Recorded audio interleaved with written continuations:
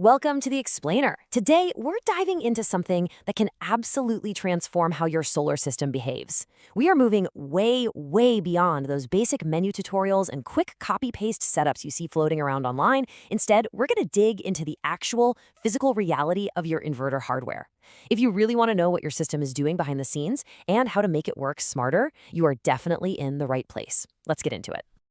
So let's kick things off with a massive headache we've probably all faced at some point. You set up your brand new system, but your battery just drains way too fast. Or maybe your electric bill is still stubbornly high, or your inverter is constantly noisily clicking back and forth to grid power. It's incredibly frustrating, right? Well, almost always, the culprit is just leaving the factory defaults as they are or blindly copying generic settings from some random tutorial. You know the drill. Typical setup advice usually just gives you a basic menu walkthrough. They'll say something like, oh, just set it to drain the battery completely every night. But what actually matters? It's the electrical math, hardware safety, and true self-consumption efficiency. Today, we're going to uncover how those innocent-looking software settings are actually creating real, physical stress on your expensive hardware. To do that, here's our roadmap. We'll be heading factory default flaws, the math behind the menus, choosing your priority modes, battery capacity and runtime, hidden safety risks, and finally, the ultimate inverter strategy. All right, Section 1, the problem with factory defaults, and exactly why copy-pasting your settings is a recipe for disaster. So why does standard factory defaults lead to such high utility bills and all that unnecessary battery cycling? Well, to fix the problem, we first got to define true self-consumption. Simply put, it means using your locally produced solar energy directly inside your home, rather than exporting it back to the grid. Obviously, the higher your self-consumption percentage, the less juice you have to buy from the utility company. But maximizing this isn't just about draining your battery down to absolute zero every single night. It's a really delicate, intelligent balance of your solar production, your load timing, and the efficiency of your inverter. Moving on to Section 2, the math behind the menus. And trust me, the reality of DC current might actually shock you. Look, a 5 kilowatt inverter on the AC side, that sounds perfectly manageable, but the DC side is a completely different beast. Let's quickly review the foundational current formula. I equals P divided by V, or current equals power divided by voltage. If you've got a 5,000 watt inverter running on a 48 volt battery bank, in a perfect world, it demands about 104 amps of DC current. But here's the physical reality check. Real systems are never 100% efficient. With an average 92% inverter efficiency loss, your system is actually pulling around 113 amps. Think about that. That means if you're using aggressive battery drain settings in your software, that literally translates to intense physical heat in your cables, your fuses, and your battery terminals day in and day out. This is why cable sizing and discharge limits absolutely matter. Okay, Section 3, choosing your priority modes and actually directing that power flow. What's really fascinating here is how we apply that mathematical reality directly to your inverter's output priority settings. Basically, you've got three main contenders. Solar first is your best bet for reducing bills if you have plenty of daytime solar. Battery first is ideal if you're in a weak grid environment and need to prioritize your backup power. And utility first is really meant for battery preservation in standby systems. Now, to achieve our main goal of maximizing self-consumption, solar first is almost always going to be your optimal choice.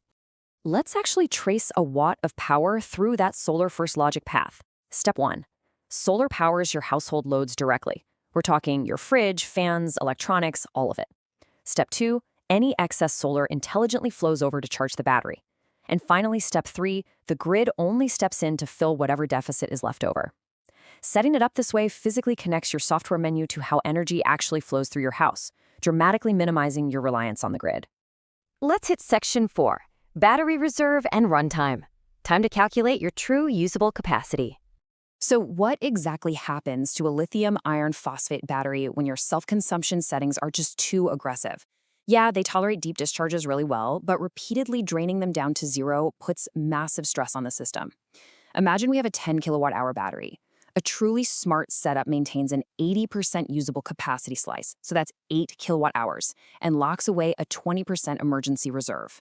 Maintaining that 15 to 25% reserve is crucial. It protects your hardware from deep cycling stress, handles those heavy nighttime surge loads, and prevents your BMS, your battery management system, from suddenly shutting down in the dark. Okay, so you've got 8 kilowatt hours to play with. How long will that actually last?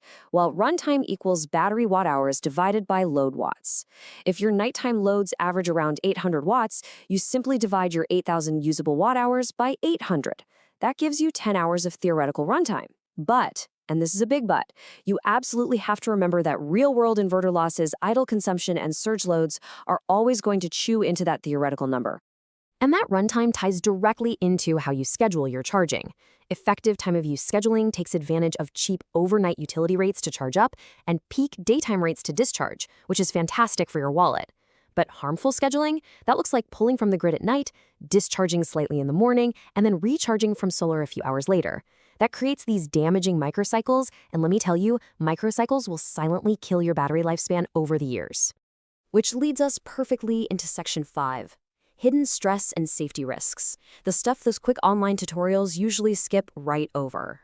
This is where bad menu settings actually turn into dangerous physical hazards. When your optimization is off, your hardware takes a beating. Poorly optimized systems are constantly switching back and forth between solar, battery, and grid. That causes audible relay chatter and rapid mechanical wear. Setting your voltages wrong? That leads to sudden BMS disconnects. Misconfiguring your export limits can trigger anti-islanding faults and get you in trouble with your utility company. And perhaps the most dangerous of all, getting the neutral ground bonding logic wrong on a hybrid inverter can create severe shock hazards and cause RCD nuisance trips.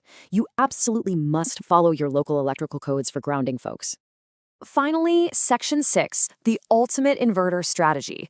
Let's put this whole puzzle together. So how do we take all this math and hardware knowledge and actually use it to conquer your inverter? Well, here is the ultimate self-consumption flow you're looking for. First, solar powers your daytime loads. Second, any excess solar charges up those batteries. Third, the batteries seamlessly take over to cover your evening demand. Fourth, the grid only ever assists when it's absolutely necessary. And fifth, that reserve capacity is strictly always maintained. Setting it up exactly like this guarantees lower utility dependence, a massively extended battery lifespan, and just way better overall system efficiency.